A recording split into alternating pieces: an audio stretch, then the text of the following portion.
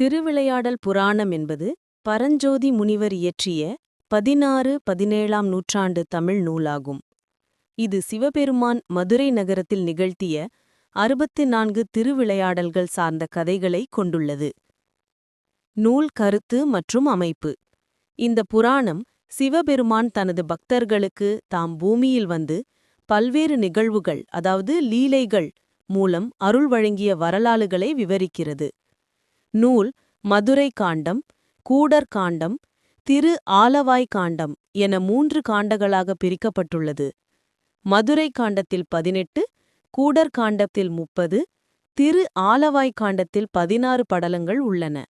மொத்தம் 64 படலங்களும் 3363 பாடல்களும் இதில் இடம்பெற்றுள்ளன. இந்நூலை திரு ஆலவாய் மான்மியம் மற்றும் மதுரை புராணம் என்றும் அழைக்கிறார்கள். பரஞ்சோதி முனிவருக்கு முன்பும் இந்நூலை எழுதியவர்களுண்டு. எனினும் அதிகம் இலக்கிய பிரபலம் பெற்றது இந்நூலாகும். முக்கிய கதைகள். பாண்டியன் மன்னனுக்காக மதுரை நகரை வெள்ளம் தாக்காமல் காப்பாற்ற சிவபெருமான் இயற்கை திருவிளையாடல்களில் நுழைந்து பல ஐயாறான செய்கைகள் நிகழ்த்துகிறார். திருவிளையாடல் கதைகள் தத்துவம், பண்பாடு, சாதாரண மக்களின் வாழ்வு, பக்தி ஆகியவற்றை அழுத்தமாக வெளிப்படுத்துகின்றன. இலக்கிய சிறப்புகள்.